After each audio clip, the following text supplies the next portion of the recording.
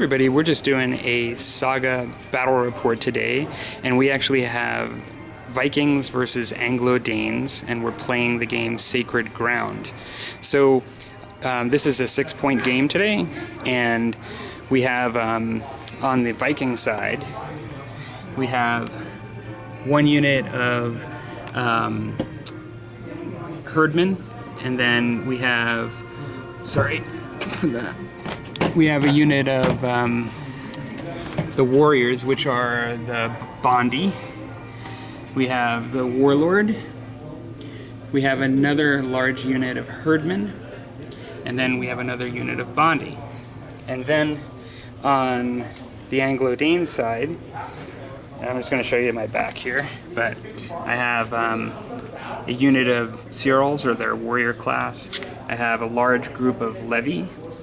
I have a group of the Huskarls, and these are just the normal Huskarls with the normal weapons, swords, shields, and spears. I've got another unit of Searles, or warriors. I've got another unit of small unit of Levy, the warlord, a unit of the Huskarls with axes, so the Dane axes, and then I have a small unit of Levy. And so that's 6 points for both sides.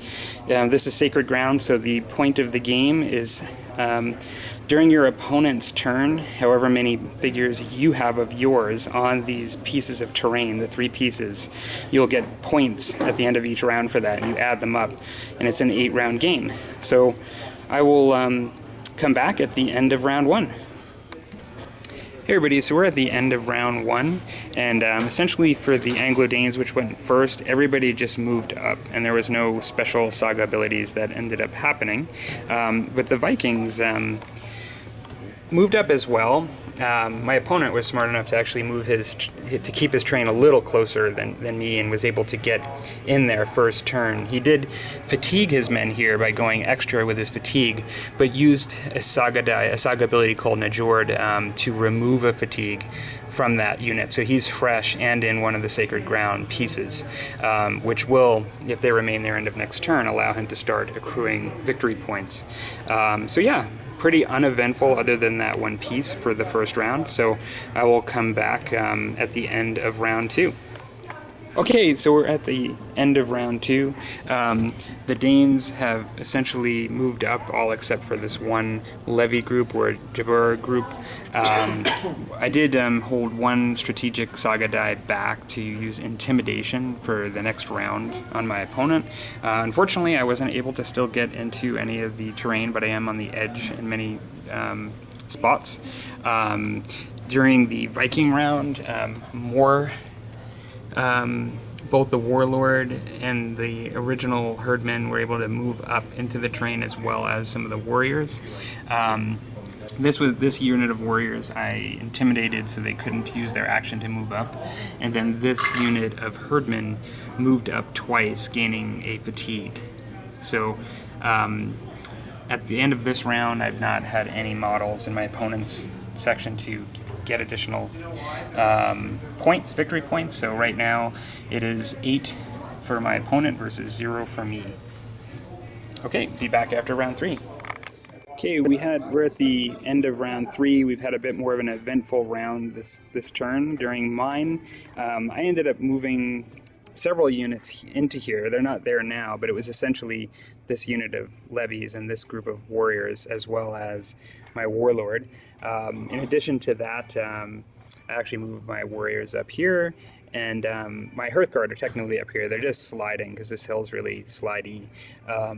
What we started with was my levies ended up shooting a volley at what was a large group of Hearthguard here. Total of 8. Now, I only killed 1 with these levies, with this volley. But then, and that was really the only attack that I had done the whole turn. Now, I did keep some of my dice behind to use shield wall later. In my opponent's turn, he did a couple of things. There was a lot of action. First, he started with this really large group, and he ended up doing a movement into here and using for a melee against these warriors, and he used the Saga ability Hemdall. That actually lowered his armor but increased his number of attacks, and then I used Shield Wall with my warriors. I ended up rolling really well, and I only lost 2 warriors, whereas he lost 5 of his Hearthguard and lost the actual combat, pushing him back, and they are now both fatigued. There's actually quite a bit happening over here too. The herdmen that were in here, as well as the warlord, ended up moving this way, this way, towards the center of the hill, which I had lots of guys on. Now these guys are still on there, and he moved his warriors up. They didn't quite make it. But these herdmen did use the Viking ability Frigg against my warriors that were here. My warriors didn't really have any special abilities.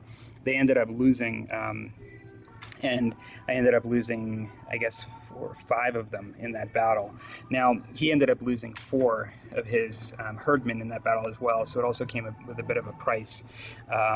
Then his warlord came up and attacked a group of 6 levies that I have here. I ended up losing 1 levy, and he lost nothing.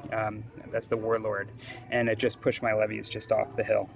My warlord, so I ended up gaining points as at the end of this round, and so I'm keeping a tally. There's a lot of point tallies in this particular scenario, but essentially the Vikings have got 23 and the Anglo Danes have 10 now as far as victory points. Okay, see you at the end of round 4, turn 4. Okay, everybody, so we're at the end of round 4, another eventful round. Essentially, my opponent's warlord did go back to this piece of terrain here, and his warriors consolidated forward here. His warriors here attempted to rush my Hearthguard, and in doing so did use an extra die from the attack pool, but ended up losing a number of men and losing the combat and going back.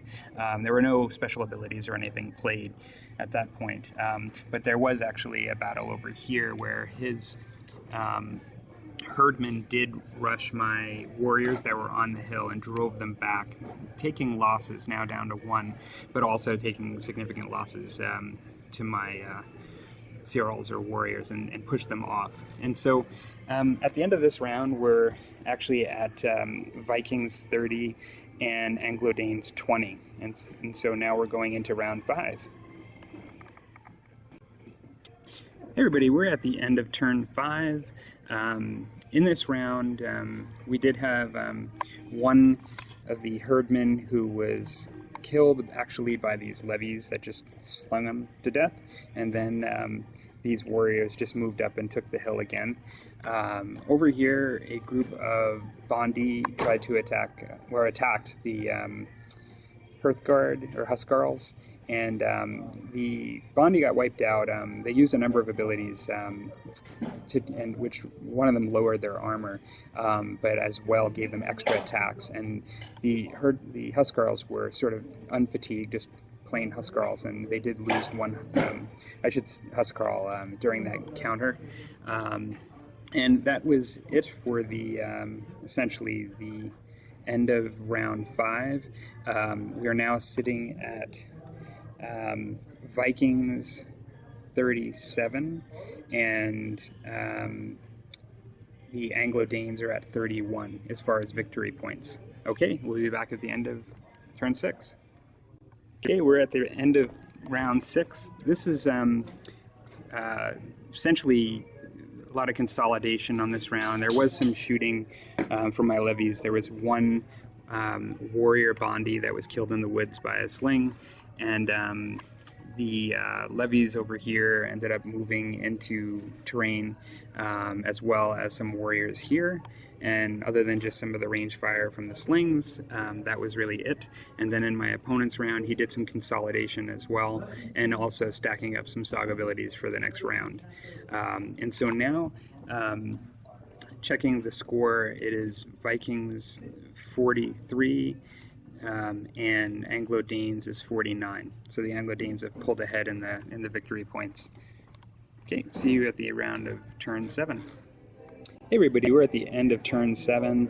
Essentially, these levies have just moved up further into the marsh here in order to gain the victory points for being fully in there. The levies over here, we had a bit of an interesting battle because my opponent used Asgard, which gave him some extra armor versus shooting, and then I used extra dice in the combat pool for my levies, and so with 2 volleys of levies and then the Asgard rule that my opponent used, he ended up losing 2 men through those 2 volleys of slings from his warriors that are right here. Now, that was pretty much the end of my portion of the turn. The Anglo Danes, these guys just are staying on the hill and holding this center hill on the board, the Warlord. Now, during my opponent's turn, he doesn't have as many Saga dice left because he has just a Warlord and 1 group of warriors left. So he chose to use them 2 ways. One, to secure some protection from shooting in the next turn with 1 die, that Asgard ability. But then he also did roll one of the good Saga dice, and it's actually Loki is the name of the Saga ability. And so his men are feeling so sort of enraged against mine that they've actually allowed themselves to pray to Loki. And by praying to Loki, he was able to remove a unit of either sort of levy warrior class of 3 or less just from the board. And so I had 3 warriors here that were just completely removed from the board by being just wiped off the earth from Loki. And so now, at the end of turn 7, we are at a score of 66 for the Anglo Danes and 48 for the Vikings. And we're going into the last turn, turn 8. So we're at the end of round 8. These levies did shooting on the warriors that were in the woods the last turn, didn't do any casualties. And then in my opponent's turn, he did end up doing a last rush in the last round with his Warlord and his remaining warriors. And the Warlord, because of the rough ground in the wood, or the uneven ground, I should say, they weren't able to get all of them in to battle. The Warlord did make it, taking 2 fatigue in the process. Went against the 3 Huskarls that I had with Dane axes. In the trade-off of the combat, that the Huskarls did utilize the 2 fatigue on the Warlord to their advantage.